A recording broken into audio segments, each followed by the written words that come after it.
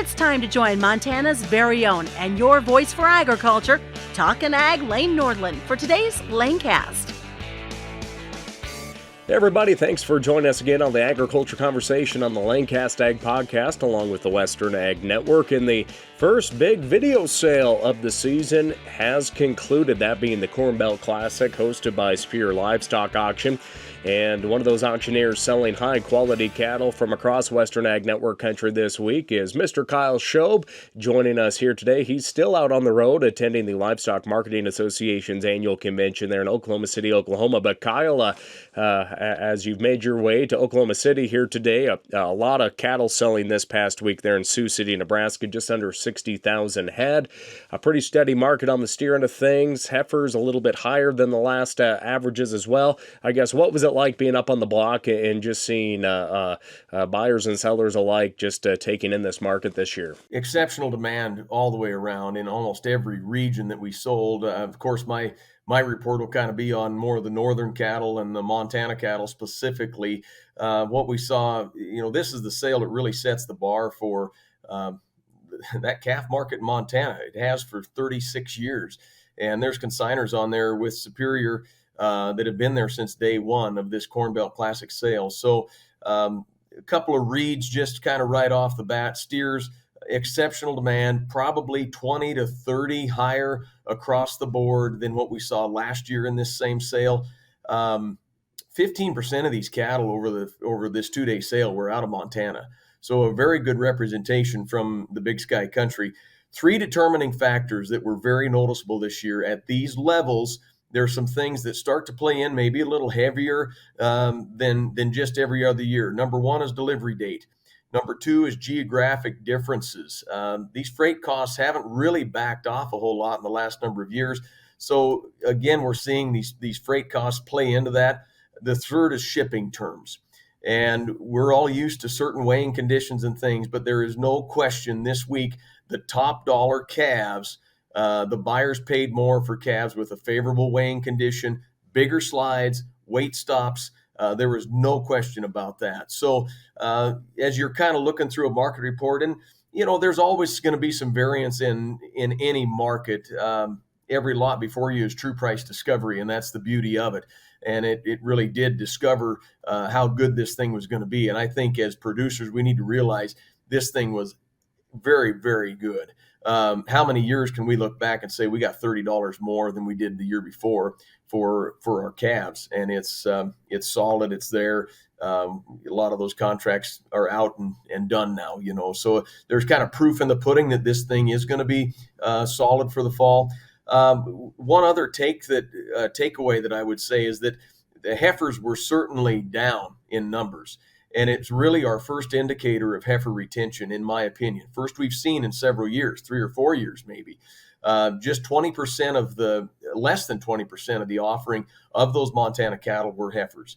And so I think we could see that continue throughout the summer, though it is hard to do at these levels, at these prices.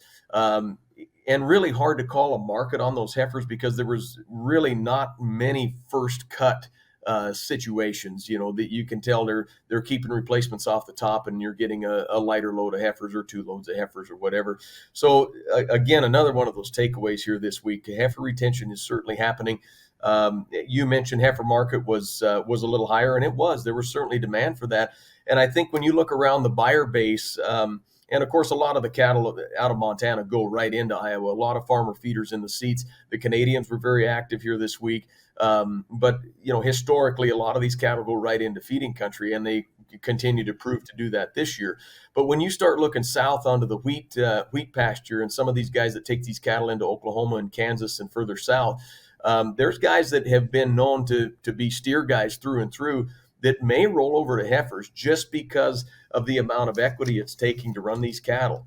We haven't even talked about the yearling trade yet, but I think we could start to see that, maybe a little more demand on those heifers, just because of the levels, not only the cost of getting into these cattle, but then the interest that we're still talking about in just running these, through through the wheat program or whatever it might be into a grass or yearling situation.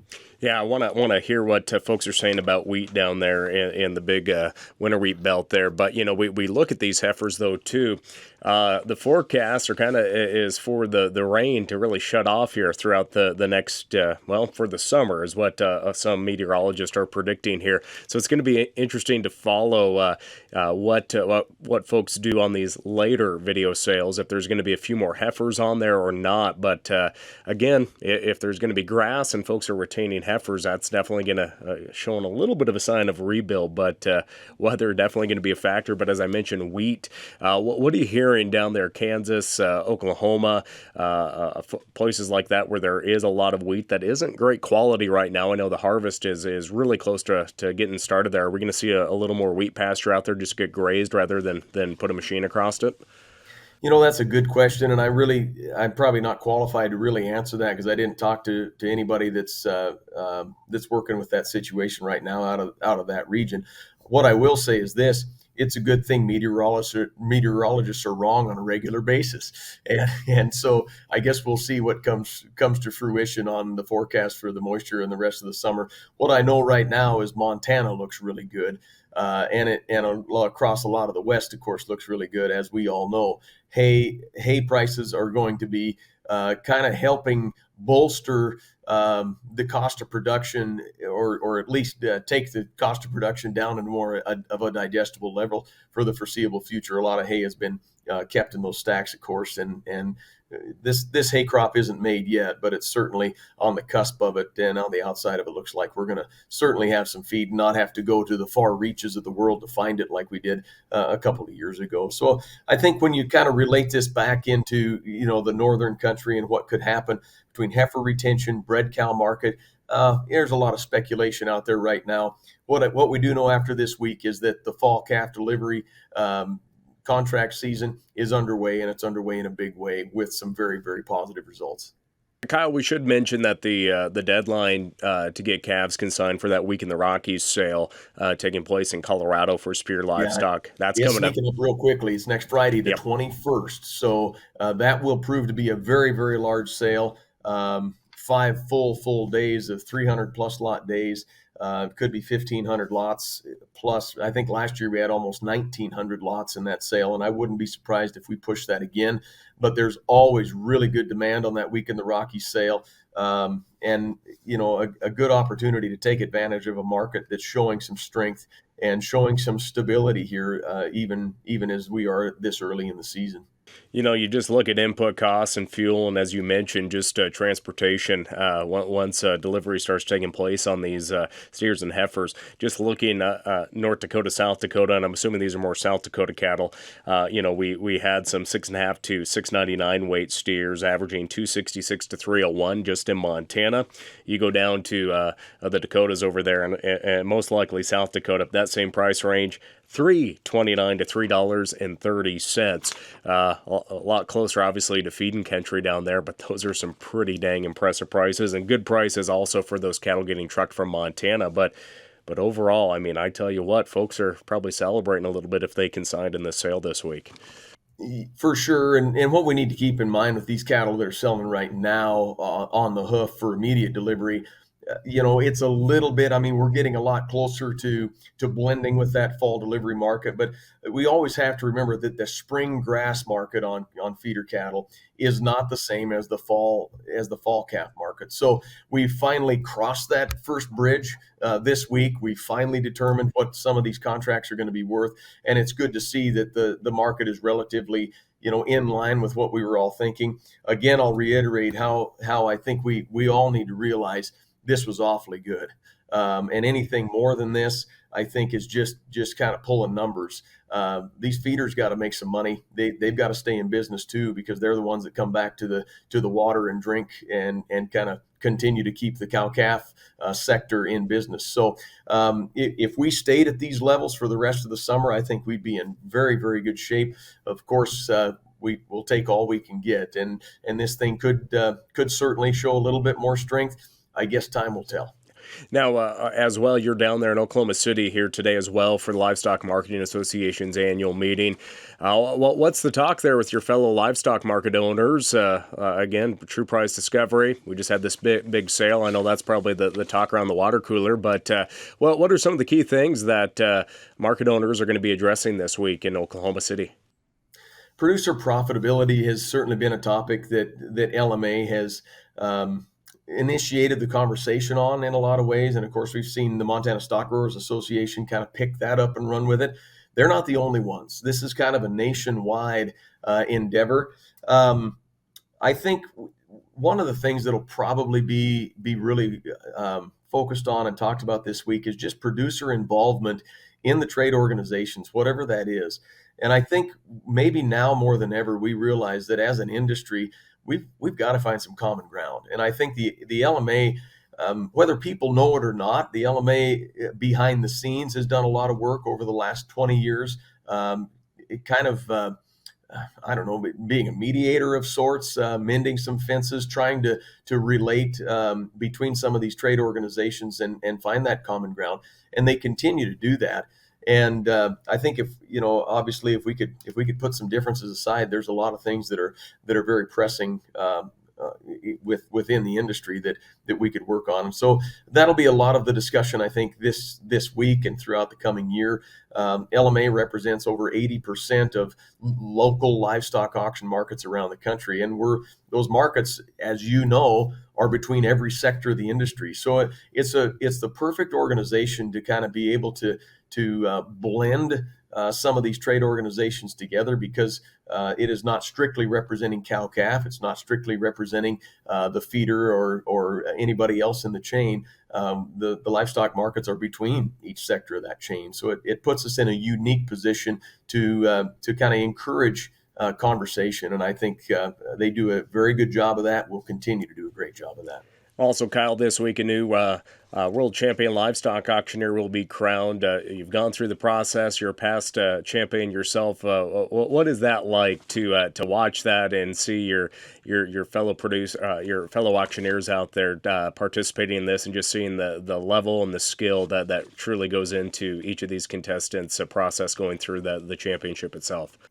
Yeah, it's a special place for me because this is where I won it back in 2010, and that's getting to be a long time ago now.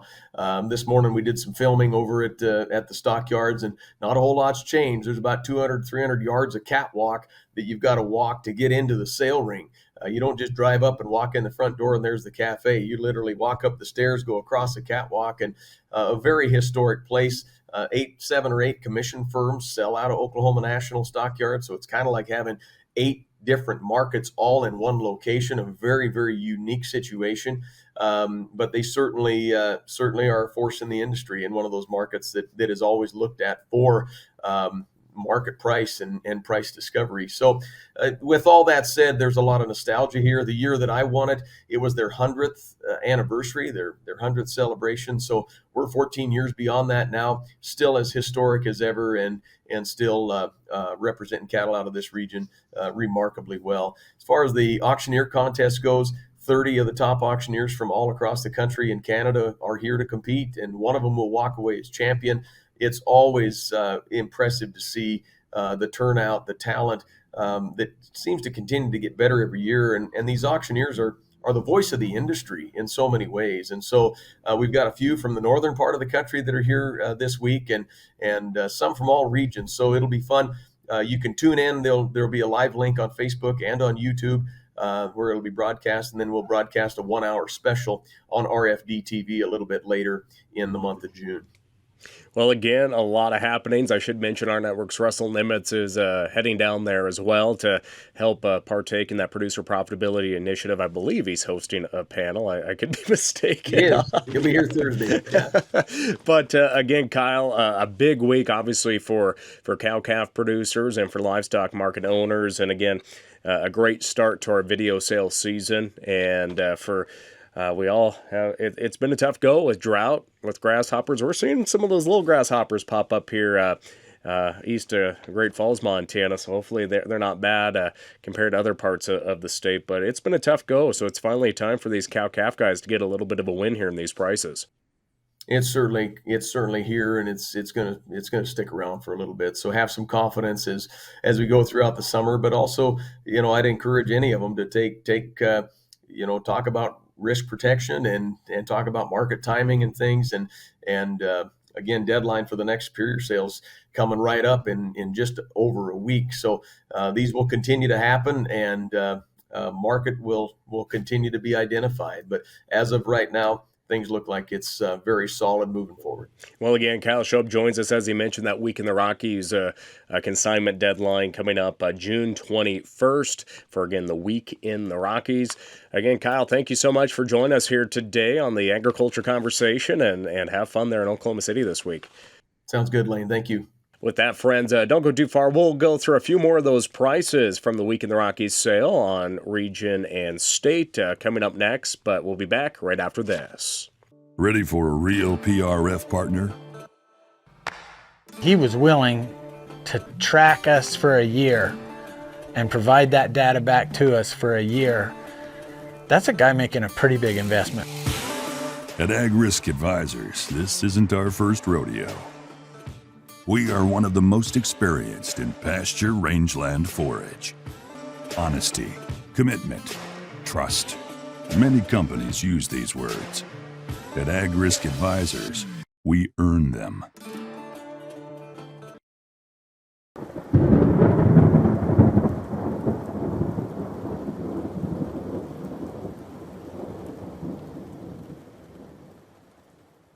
Well, as we come back today, it was great catching up with former world champion livestock auctioneer Kyle Shobe. He and his wife Jody own Lewistown Livestock Auction out of Lewistown, Montana. Of course, he was on the block this week for the Corn Belt Classic. Now, he discussed the positive trends seen at that sale this week, but diving into more depth of these steers and heifers that sold this week, particularly Region 2, which covers much of Western Ag Network country. We saw the lighter 450 to 499 weight steers bring a price of $330 to $352 across the region. On your screen, you can see more of those regional state variances closer to feedlot country and earlier delivery dates, definitely seeing a higher price, but these are prices across the board and all delivery dates, that is. The 5 to 5.5 weights ranging anywhere from $3.17 all the way up to $3.53 for cattle coming out of the Dakotas. 5.5 to 6 weights priced at $3.03 all the way up to $3.26. 6 to 6.5 weights, $2.82 to $3.16. Prices for the 650 to 7 weight steers, $2.69 to $3.30 a pound. 700 to 749 weight steers, $2.78 to $2.93. 7.5 to 799 weights, $2.41 to $2.81. 8 to 849 weight steers, $2.38 to $2.67. Now, again, we'll have all the results in the description and link below for all the other states and overall averages for that Superior sale. Now, as we look to those heifer prices, mostly heifers coming out of Montana, and how Kyle put it, it really looks like a lot of producers are retaining a lot of those heifers in the countryside. Overall, the average was about $1 to $3 higher on average for these heifer calves at the Corn Belt Classic sale this year. The 4.5 to 499 weight heifers out of Montana priced at $326 to $332. 5 to 549 weight heifers, $279 all the way up to $3.07, with the 5.5 to 599 weight heifers, $270 to $3.02. That 302 cents coming out of the Dakotas. Again, a lot of great prices, and we are going to continue to track all of those prices on the video sales throughout video sales season here on the Lanecast Ag Podcast and on the Western Ag Network. If you've not done so, please subscribe to the Lanecast Ag Podcast wherever you listen to your podcasts. And also, if you're tuning in on YouTube, make sure and subscribe to the Western Ag Network YouTube channel as well, where we have content, not just the Lanecast, but content every day that is important to farmers and ranchers across the Western United States. Again, friends, we'll have links to all of the results from this year's Superior Livestock Corn Belt Classic sale. Again, the upcoming deadline for the Week in the Rockies sale is June 21st to get your cattle consigned. Again, that is going to be taking place in Snowbird, Utah this year. I think I mentioned a few times that it was taking place in Colorado, but they're going to go to Snowbird, Utah this year for that, the Week in the Rockies sale. Well, friends, thanks for joining us here on the Lanecast Ag Podcast as we talk about the first big video sale season of the year. Until next time, I'm Lane Nordlund. Have a great day, everyone. Thank you for tuning in to the Lanecast with Talkin' Ag, Lane Nordlund. Don't forget to subscribe to the Lanecast on your Apple or Android devices. We look forward to joining you next time on the Lanecast.